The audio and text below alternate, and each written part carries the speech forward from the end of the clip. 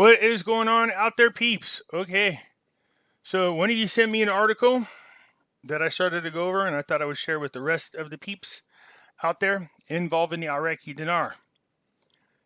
And this actually fits in perfect, this particular article, to help me explain again about how dangerous it is for the IMF and the World Bank to be involved in anything that Iraq does, and why it is that Iraq should not be getting any money from them or any help from them. But in addition to that, it also explains what I've spoken about before about the IMF and the World Bank preventing Iraq from getting the rate they deserve. So this article is going to talk about a move to go 1-for-1 with the US dollar and then back up into its rightful place of $3. Oh yeah. We're going to get into that. All right, you guys know if you're thinking about buying precious metals, please give in consideration to our friends over that Money Metals Exchange. The second silver squeeze is coming up, you guys. I think that's either tonight or tomorrow. People are going to make a run for it. I don't think the general public realizes just how much we got these guys by the cojones. All right, like my white version is saying that. So, anyways, we're there. We are definitely making a difference. I know a lot of people keep saying, "How do we know?" Just keep going. I've been showing you as much as possible proof that indeed we have them. I have more proof I will go over with you guys later on. But for now, let's get into the Iraqi dinar. Look, first-time buyers in Puerto Rico or the United States, if you spend more than $100, use promo code Pimpy, P-I-M-P-Y, and get a free half ounce of silver. You guys know we got Pimpy's Investment Chat over here on Facebook. This is the same name as the YouTube channel. Over here we do talk about gold, silver, cryptocurrencies, as well as foreign currency investments. If you have any questions, post them in the group.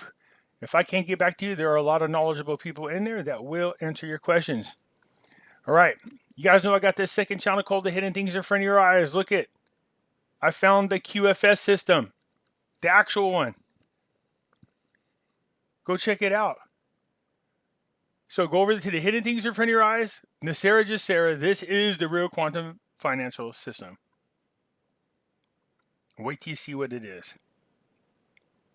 This isn't like before when I was tricking people. That's the real one.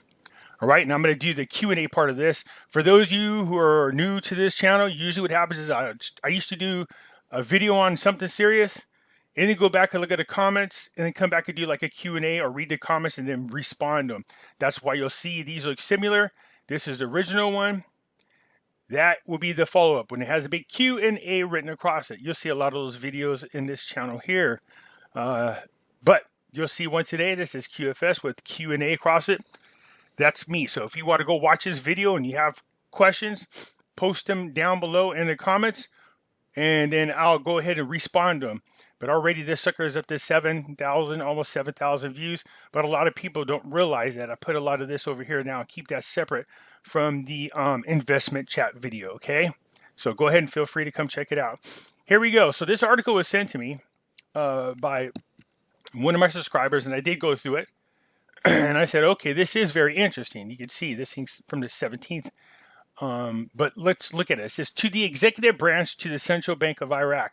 So again, what this person is saying, it does highlight a lot of issues that I have spoken about when it comes to the IMF and the World Bank. I told you that they are bad news. You don't want to deal with them. In the past, Dr. Shabibi went to meet with the IMF and the World Bank, and when he saw what they were trying to do, he walked away from the table. You see, they were willing to do what was called the Paris Agreement, where they would forgive them of billions of dollars worth of debt in exchange that they would allow the IMF and the World Bank to create the monetary policies that they would use. The monetary policies were good for inflation. They found a way to keep inflation super low. What Dr. Shabibi did not like is they would keep the exchange rate, the Iraqi dinar versus the US dollar, too low in his idea. He said, look, this is great for inflation, but it hurts the Iraqi people because it does not allow for the economy to grow. He was against it at first.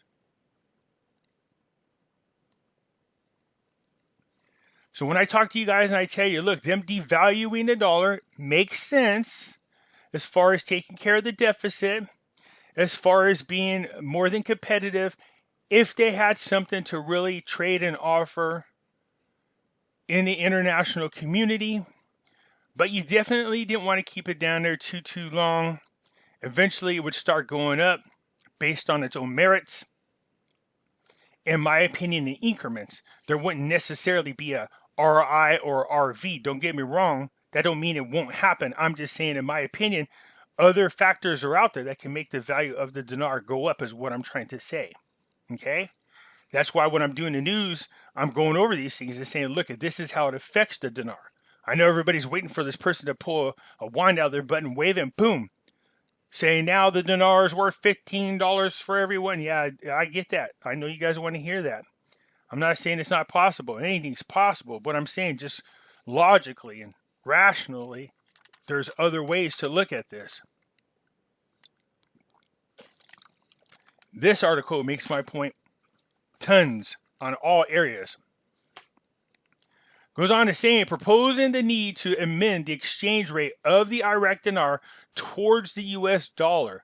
The devaluation of the national currency of the Iraqi dinar in favor of the US dollar and making the exchange rate of the dinar against the US dollar at 1,450 is an unfair, ill-conceived, and urgent exchange rate, which is against the interests of the Iraqi people and the economy, and that the first beneficiaries of that are regional and international countries and Arab and foreign companies and the ruling political elite.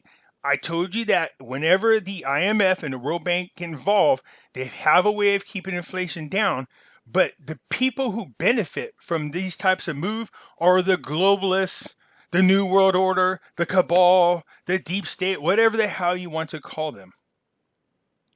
They benefit from a low value currency. And that's because they come in and they take over the businesses. Look where we are in the United States. We allow these tech giants to become so powerful. They're now even more powerful than the banks. They have no problem with just outright violating our constitutional rights and not giving a shit about it. So we'll keep going here and you'll see what I'm talking about.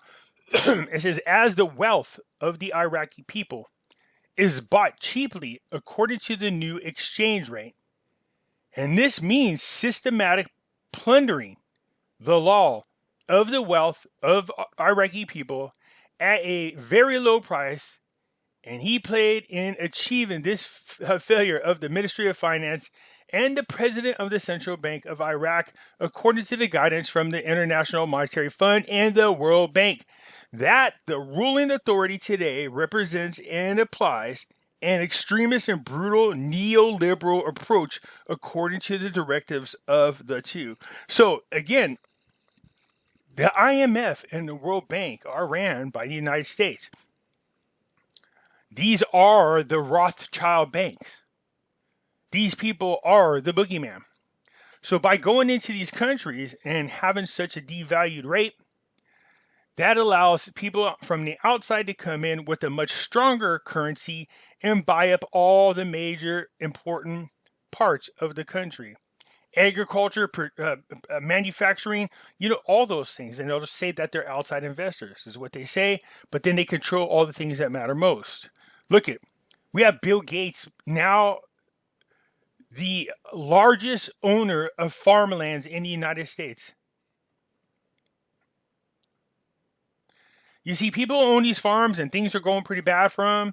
And these people come along because they have so much money, making you an offer that's unbelievable. Let's say I own land that's worth $1 million, but these people come in and say, hey, look, I'll be more than happy to give you $10 million for it. It's tempting. Most people are going to buckle under that. They're going to say, sure. What people are not realizing is, as much as that sounds like a great deal, it benefits your family, hey, no problem. What's really happening is they're selling out to the richest people in the world. Now remember, the so-called Great Reset is what? You own nothing, you rent everything.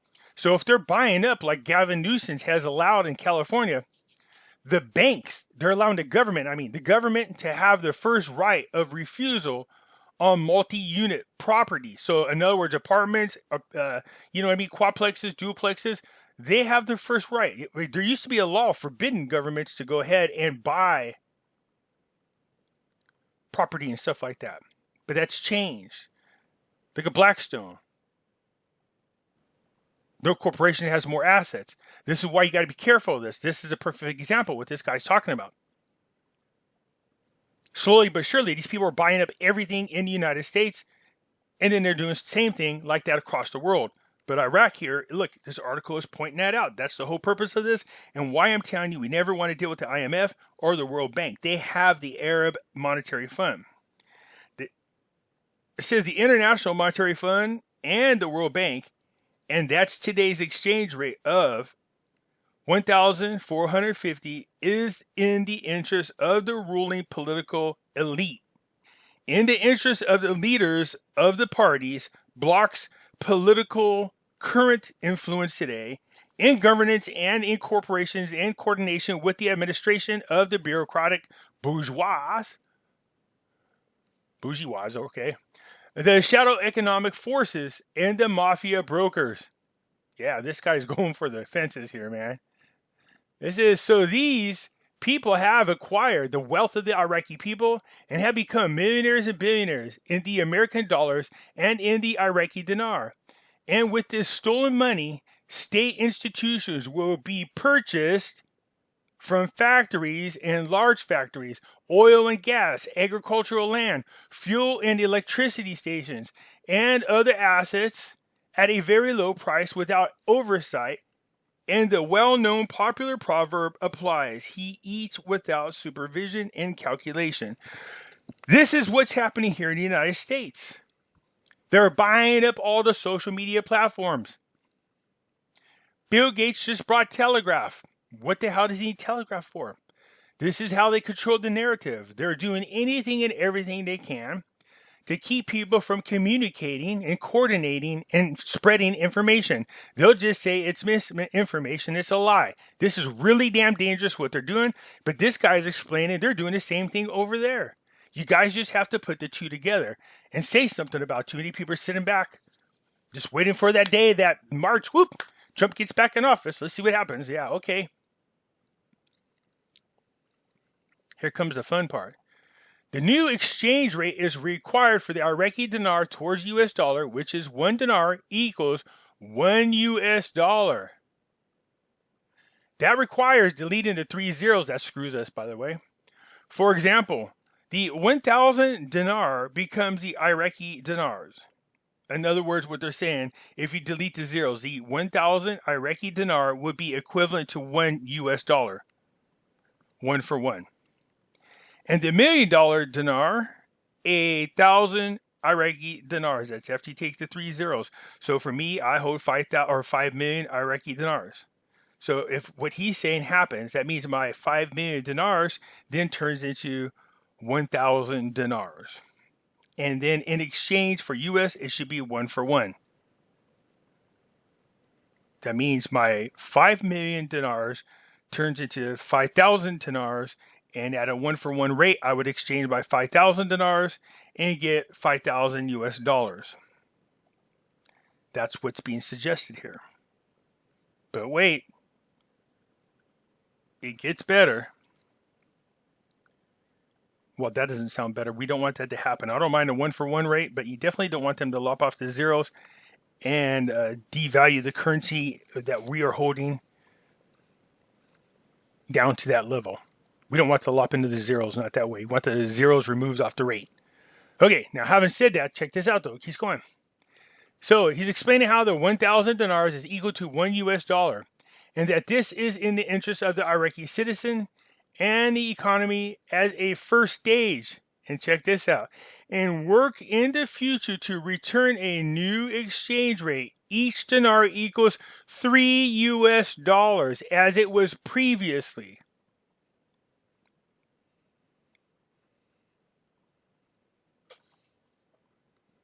Not too shabby. There goes that 3-for-1 exchange rate. This can be achieved because Iraq is rich in natural wealth, oil, gas, gold, and phosphates. In addition to that, there's 4 realistic possibilities to develop agriculture and industrial productions. See, this is what I'm talking about when I'm telling you we don't have to wait for an RI, RV. There are other factors out there that are going to cause the value of the Iraqi dinar to go up. This person's laying it out perfect. He's like, what do you mean? We have all the natural resources. We're already rich. We have oil, gas, gold, and phosphate. Why are we listening to the IMF and the World Bank? Why are we devaluing our currency? Why are you making the Iraqi people suffer? We should move it up to a 1-for-1 exchange rate, is what he's saying. Well, after they hurt us and lopped the zeros off. And then after that, we should eventually, or quickly in the next phase, move it to 3-for-1, where its actual value is, or where it used to be. Sounds good to me. And now this person is saying there's 4 realistic possibilities to develop agriculture and industrial productions. This is to create material production in order not to import, and this will be in the interest of the national economy, but not buying goods, foods, medicine, and durable goods in hard currency. And then Iraq can export goods and services abroad and obtain hard currency, as well as work to retrieve the stolen money and return it to the Iraqi people, which ranges from $850 million to $1 trillion. $1 for 1 US. So I think what this person is trying to say is 1 dinar for 1 US dollar. The Iraqi people, public and professional organizations, national, progressive, and left-wing personalities, and professors of Iraq, universities and institutions must demand a new exchange rate adjust in the interest of the national economy. I'm cheering that on. I don't like to lop into the zeros. Look, I need them to do what's right for them. Don't get me wrong. I do want to make money off the Iraqi dinar. Who doesn't? But, it just can't stand to see an entire nation getting their ass ripped off by these global interest groups.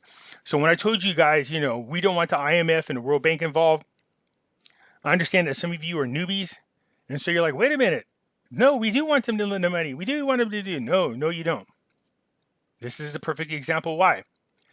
You let the Rothschild banks come in, they're not going to help you, and they don't give a shit about your country. They never did. Okay?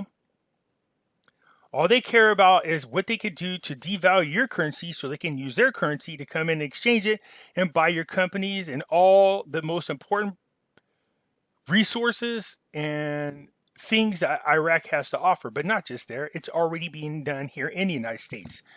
Between Blackstone and the governments getting involved and buying up all the corporations and all the major assets, the Great Reset is well on its way of being established to the point where there's almost nothing you can do about it.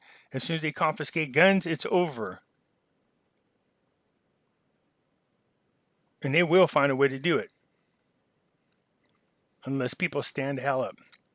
So I appreciate this article being sent to me because it covers a couple of things I talk about. One, don't go to the IMF and World Bank. Go to Arab Monetary Fund. They are a group of Arab nations that sign aboard, and they all work with one another. They won't implement policies and procedures like the IMF and the World Bank does. Stay away from them. All countries should stay away from all central banks, as well as the the Bank of International Settlements, the BIS. Stay away from the IMF and the World Bank altogether. So how do we hurt him, Pimpy? Buy silver. It's working. So anyways, I wanted to share this article. So it goes on to, once again, talk about why you should not ever deal with the IMF, nor deal with the World Bank.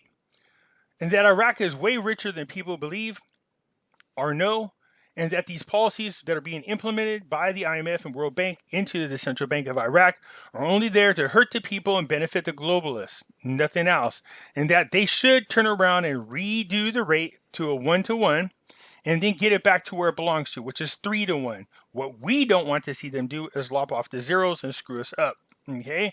Anyways, I just wanted to share this article because it was very interesting. It was sent to me and I wanted to share it with you. So I surely do appreciate it. But again, it makes all the points that I was making about in previous videos. And so that's one thing I appreciate about this article. There are other ways out there for the Iraqi dinar to get to where we want it to, 3-to-1. And this person just laid it out. Okay. So that's it for now. You let me know what you think. Hit the thumbs up button. Leave a comment. If you're not a subscriber, please do so, because when you do, it does help out the channel. And once again, I want to encourage you guys who are into this. This is the quantum financial system. Go over there and see what it's about, all right? All right, that's it for now. Catch you later.